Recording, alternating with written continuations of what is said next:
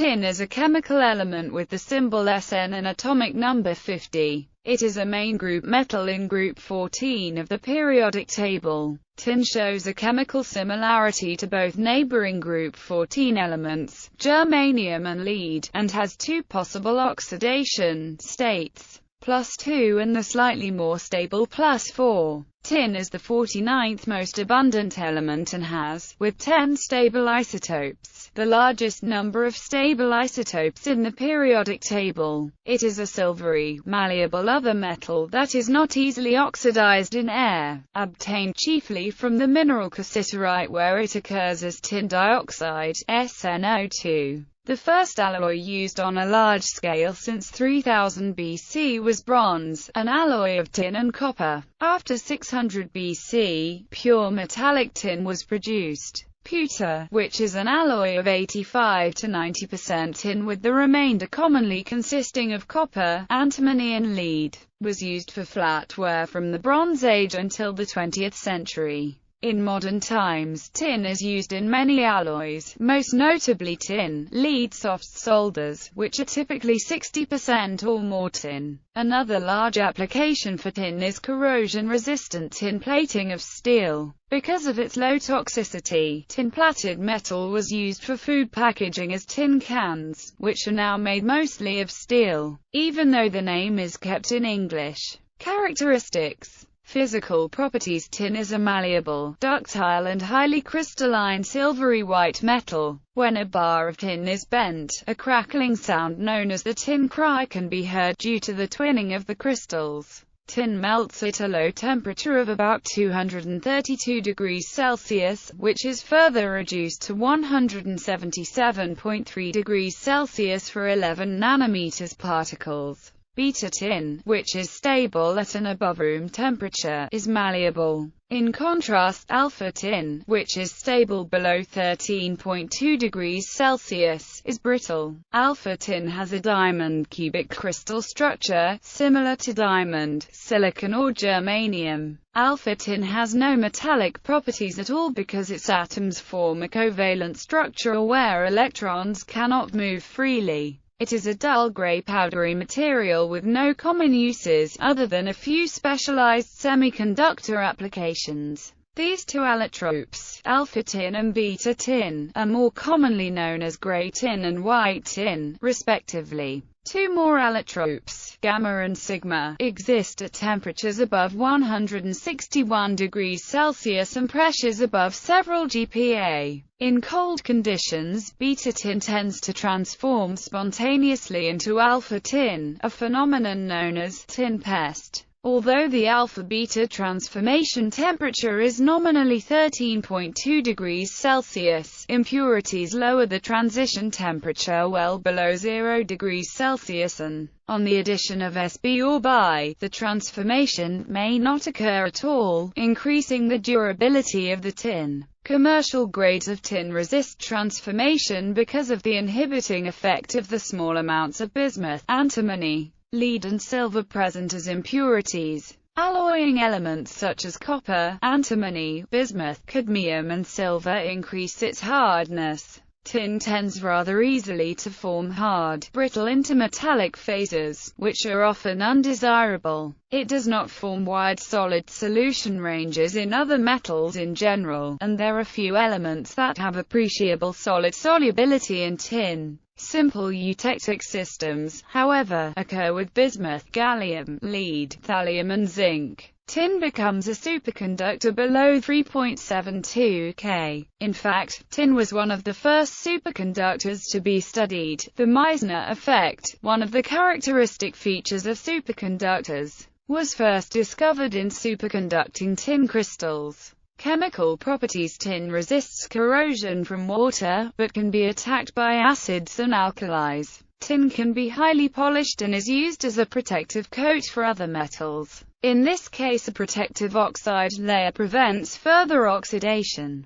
This oxide layer forms on pewter and other tin alloys. Tin acts as a catalyst when oxygen is in solution and helps accelerate chemical attack. Isotopes. Tin has 10 stable isotopes, with atomic masses of 112, 114 through 120, 122 and 124, the greatest number of any element. Of these, the most abundant ones are 120 Sn, 118 Sn, and 116 Sn, while the least abundant one is 115 Sn. The isotopes possessing even mass numbers have no nuclear spin, while the odd ones have a spin of +1/2. Tin, with its three common isotopes 116 Sn, 118 Sn and 120 Sn, is among the easiest elements to detect and analyze by NMR spectroscopy, and its chemical shifts are referenced against SnMe4.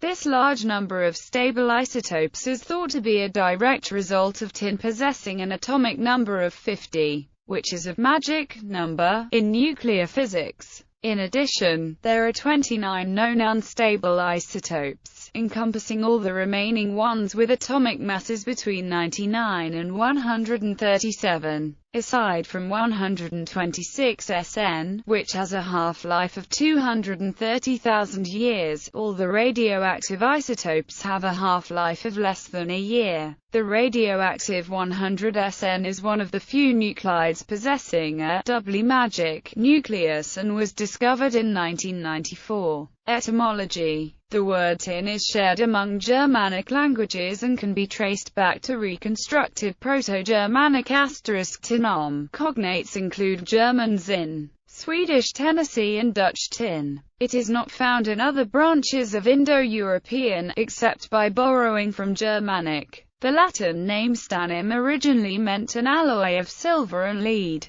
and came to mean tin in the 4th century BCE. The earlier Latin word for it was plumbum candidum, or white lead. Stannum apparently came from an earlier stagnum, the origin of the Romance and Celtic terms for tin. The origin of stagnum is unknown. It may be pre-Indo-European. The Myers Conversations lexicon speculates on the contrary, that stannum is derived from Cornish steen, and is proof that Cornwall in the 1st centuries AD was the main source of tin. History. Tin extraction and use can be dated to the beginnings of the Bronze Age around 3000 BC, when it was observed that copper objects formed of polymetallic ores with different metal contents had different physical properties. The earliest bronze objects had a tin or arsenic content of less than 2% and are therefore believed to be the result of unintentional alloying due to trace metal content in the copper ore. The addition of a second metal to copper increases its hardness, lowers the melting temperature, and improves the casting process by producing a more fluid melt that cools to a denser, less spongy metal. This was an important innovation that allowed for the much more complex shapes cast in closed molds of the Bronze Age. Arsenical bronze objects appear first in the Near East, where arsenic is commonly found in association with copper ore. But the health risks were quickly realized and the quest for sources of the much less hazardous tin ores began early in the Bronze Age. This created the demand for rare tin metal and formed a trade network that linked the distant sources of tin to the markets of Bronze Age cultures.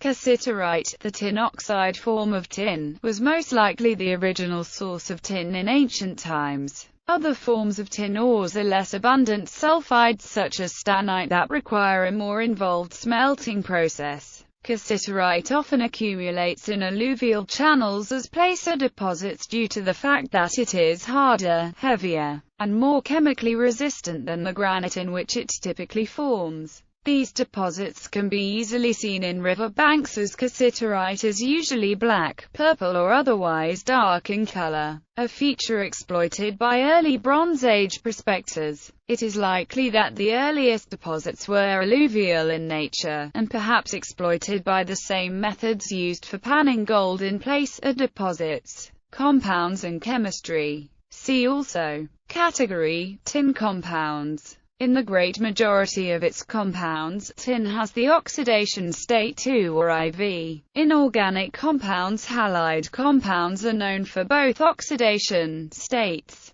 For Sn, all four halides are well known: SnF4, SnCl4, SnBr4, and SnI4. The three heavier members are volatile molecular compounds, whereas the tetrafluoride is polymeric. All four halides are known for Sn also: SnF2, SnCl2, SnBr2, and SnI2. All are polymeric solids. Of these 8 compounds, only the iodides are colored. Tin chloride is the most important tin halide in a commercial sense, illustrating the roots to such compounds. Chlorine reacts with tin methyl to give SnCl4, whereas the reaction of hydrochloric acid and tin gives SnCl2 and hydrogen gas.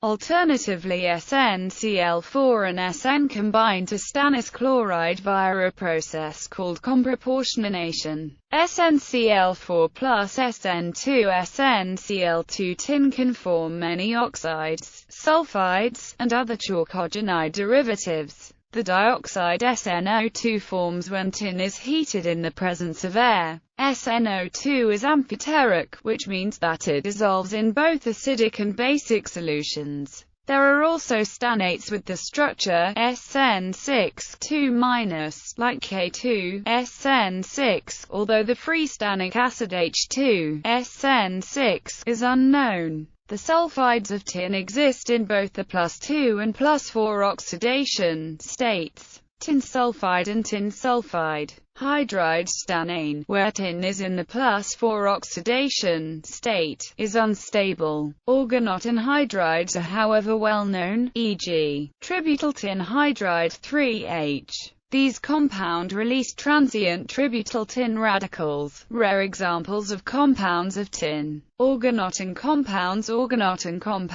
sometimes called stannanes, are chemical compounds with tin carbon bonds. Of the compounds of tin, the organic derivatives are the most useful commercially. Some organotin compounds are highly toxic and have been used as biocides. The first organotin compound to be reported was diethyltin diiodide 2-SNI2, reported by Edward Frankland in 1849. Most organotin compounds are colorless liquids or solids that are stable to air and water. They adopt tetrahedral geometry. Tetraalkyl and tetraaryl tin compounds can be prepared using Grignard reagents. SnCl4 plus 4-RMGBr4 Sn plus 4-MGBrCl. The mixed halide alkyls, which are more common and more important commercially than the tetraorganoderivatives, are prepared by redistribution reactions. SnCl4 plus R4 Sn2 SnCl2 are two divalent organotin compounds are uncommon, although more common than related divalent organogermanium and organosilicone compounds. The greater stabilization enjoyed by Sn is attributed to the inert pair effect. Organotin compounds include both stannolines and distannolines, which are roughly equivalent to alkenes. Both classes exhibit unusual reactions. Occurrence. See also. Category: tin minerals. Tin is generated via the long S process in low to medium mass stars. It arises via beta decay of heavy isotopes of indium. Tin is the 49th most abundant element in Earth's crust, representing 2 ppm compared with 75 ppm for zinc, 50 ppm for copper, and 14 ppm for lead. Tin does not occur as the native element but must be extracted from various ores. Cassiterite is the only commercially important source of tin, although small quantities of tin are recovered from complex sulfides such as stannite,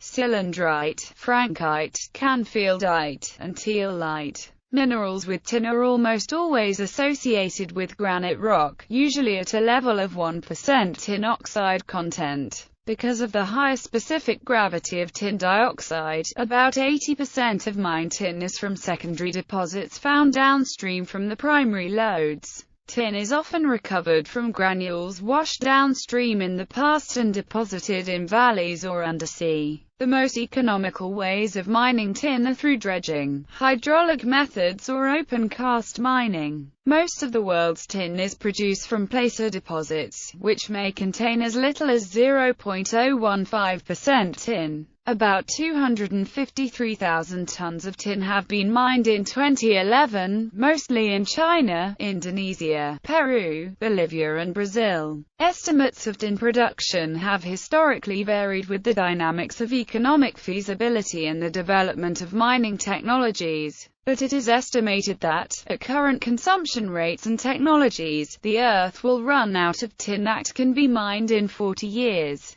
However, Lester Brown has suggested tin could run out within 20 years based on an extremely conservative extrapolation of 2% growth per year. Secondary, or scrap, tin is also an important source of the metal. The recovery of tin through secondary production, or recycling of scrap tin, is increasing rapidly. Whereas the United States has neither mined since 1993 nor smelted tin since 1989, it was the largest secondary producer, recycling nearly 14,000 tons in 2006. New deposits are reported to be in southern Mongolia, and in 2009, new deposits of tin were discovered in Colombia, by the Seminole Group Columbia CI, SHASH. Production. Tin is produced by carbothermic reduction of the oxide or with carbon or coke. Both reverberatory furnace and electric furnace can be used. Mining and smelting industry. The 10 largest companies produce most of the world's tin in 2007. It is not clear which of these companies include tin smelted from the mine at Busy, Democratic Republic of the Congo, which is controlled by a renegade militia and produces 15,000 tons. Most of the world's tin is traded on the London Metal Exchange from 8 countries, under 17 brands. Price and exchanges. Tin is unique among other mineral commodities by the complex agreements between producer countries and consumer countries dating back to 1921. The earlier agreements tended to be somewhat informal and sporadic. They led to the first International Tin Agreement in 1956. The first of a continuously numbered series that essentially collapsed in 1985. Through this series of agreements, the International Tin Council had a considerable effect on tin prices.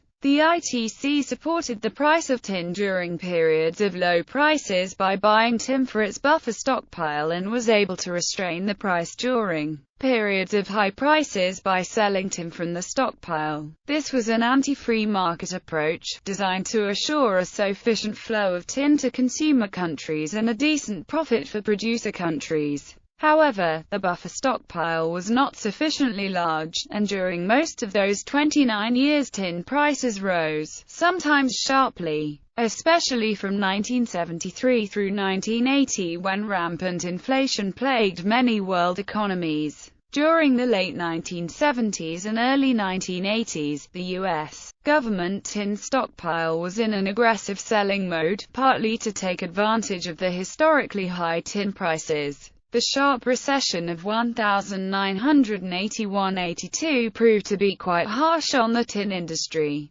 Tin consumption declined dramatically. The ITC was able to avoid truly steep declines through accelerated buying for its buffer stockpile. This activity required the ITC to borrow extensively from banks and metal trading firms to augment its resources. The ITC continued to borrow until late 1985, when it reached its credit limit. Immediately, a major tin crisis followed. Tin was delisted from trading on the London Metal Exchange for about 3 years. The ITC dissolved soon afterward, and the price of tin, now in a free market environment, plummeted sharply to $4 per pound and remained around this level through the 1990s. It increased again by 2010 due to the rebound in consumption following the 2008–9 world economic crisis, restocking and continued growth in consumption by the world's developing economies.